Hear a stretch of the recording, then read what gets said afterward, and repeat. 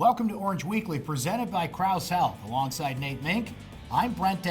Coming up, how does Dino Babers think the Orange take on the Clemson Tigers? Not letting that offense get away from his defense. Plus, how much of a factor will a sold-out Carrier Dome play in this matchup? Nate and I will discuss. But Nate, before we can take a step forward to this matchup versus Clemson, let's take one step back against Maryland, and I offer you this simple question. What happened? Awful performance. Brent, I think it was just a case of they got outplayed and they got outcoached down at Maryland. You know, Mike Loxley spent the last few years at Alabama learning a lot of different type of offensive strategies. You know, Lane Kiffin, when he was running the offense down there, used a lot of RPO game.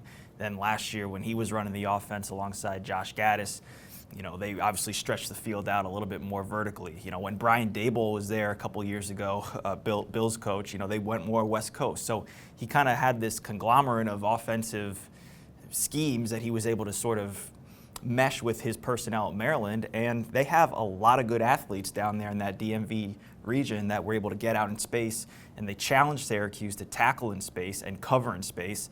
And they weren't able to do it very successfully. So with a real Syracuse defense, please stand up. Liberty is Liberty and Maryland is Maryland, but Liberty, they hold to -4 rushing yards. Maryland goes over 350 yards rushing alone, 650 yards completely on the day. So if you meet in the proverbial middle, Nate, is that the real Syracuse defense, or did Maryland expose a big issue, particularly in the middle of Syracuse's defense? I think, Brent, what we saw last week was they got knocked in the mouth, and it was too late to respond because turnovers on offense compounded issues. They fell behind into a deep hole, and it just spiraled and it snowballed. I think Syracuse, you know, they're playing at home this week. They're going to have the crowd behind them. They're going to have a chance to settle in defensively. Now, that being said, the offensive personnel that Clemson is bringing with them is no joke either. So will results look different? I don't know, but I expect the effort and the consistency to be more prevalent this week than it was a week ago. I think it was Mike Tyson who said everybody's got to play until they get hit in the mouth, right? So let's go on the other side, look at the offense. We're really learning here through a few games, Nate, the difference between Tommy DeVito and Eric Dungey. One of the big differences being that the play was never over with Eric Dungey. With Tommy DeVito, we're not quite there yet. Doesn't have the escapability and the improv style of Eric Dungey, but what we're seeing is, right now at least, when the play breaks down, it simply breaks down. So can Tommy put a little improv in his game and make plays that seem to break down into something? It's a talking point that's been in vogue through the first couple weeks in the season. I think he's still got to be smart. I think he needs to play his game, and he understands that he's a pocket passer. He understands that, you know, he looks up to Aaron Rodgers a lot, Green Bay Packers quarterback. Rodgers has maneuverability back there. He can get out of the pocket, he can throw on the run, but when he's getting out of that pocket, his eyes stay downfield. And I don't think he can get away from what he does best. I mean, the most important thing for him is to be himself and to stay healthy. And if he's starting to take off and run more, that's going to open him up to hits that maybe he shouldn't be taking. Well, let's hear what the Orange head coach has to say as Syracuse gets ready to take on Clemson. It's time for Syracuse Soundbites. They are so good on offense now that you have a limit of time in the game to get them. And if you don't keep pace with that offense, the game is over. You know, it's almost, you got to hit them just right. It's Buster Douglas versus Tyson. If you don't hit them with the uppercut, you're going to get knocked out. There goes that word again. So I'm not sure. I haven't seen any team be able to do it. I saw what they did to Alabama, and they got a lot more coaches and a lot more things than we have. Nate, a big factor that I'm wondering about in this football game is the sold-out crowd at the Carrier Dome. This is going to be one of the most energetic atmospheres we have seen in that building, not only in 20 years, but all time with the circumstances of the opponent, the game, all things considered. Who schedules Clemson for homecoming? Syracuse does. So how much will the crowd and everything surrounding this game, Tim Green's number getting retired, the 59 national championship team, all the alums back, a lot of big football names back. There's a lot of circumstances surrounding this game that aren't on the field. They'll take care of business down there, but how much will the crowd play a factor? A huge factor, Brent, as long as Syracuse puts out a product that they want to stand and cheer and yell for. I mean, obviously, if the game gets away from them and Clemson's offense has the ability to to snuff out a crowd pretty early just because of how explosive they are, then we'll see how much of a factor the crowd is. But there's going to be 49,000 plus people in that building for the first time since Tennessee in '98. I think this is going to be an atmosphere on the same level as that Tennessee game in '98, on that same level as Miami in '92 when Gedney was stopped just shy of the goal line, as Penn State in '87 when that was their coming out party to sort of spur them on to an unbeaten season. I think that's what that moment in this atmosphere is going to replicate on Saturday.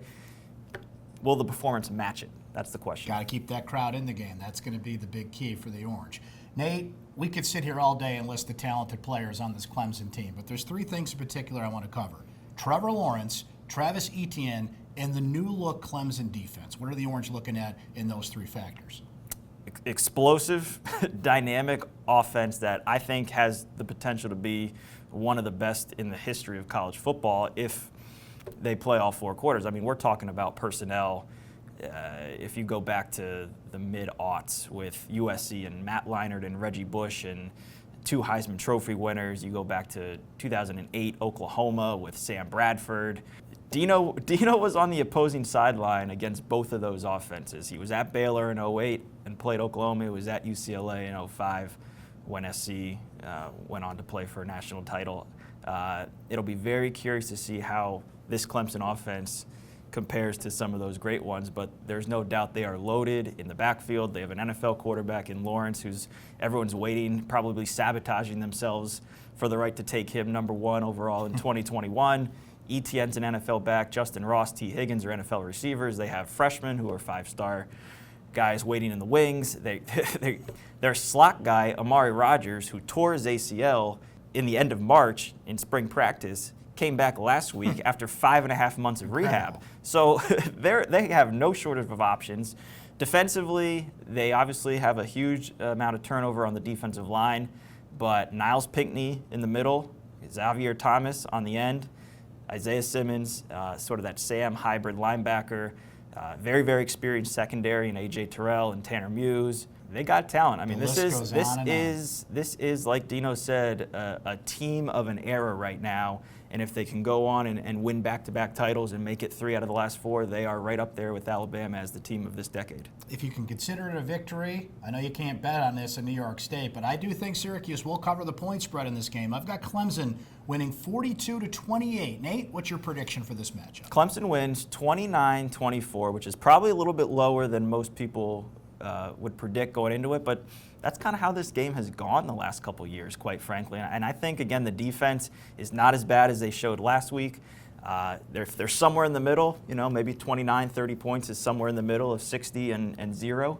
And I think the offense is still finding their way. I think they'll have some success, maybe spurred on by that crowd. Maybe Dino opens up the playbook a little bit and they catch Clemson sleeping a little bit or napping on the back end. But I think at the end of the day, talent wins out, and it'll be close. But I think Clemson, much like I referenced it earlier, Tennessee in '98, Miami in '92, these big-time atmospheres, oftentimes Syracuse comes up this short in these games. One way or the other, it's going to be an electric atmosphere in the Carrier Dome on Saturday. Enjoy that. For Nate Mink, I'm Brent Axe. That's Orange Weekly, presented by Krause Health. We'll talk to you next time.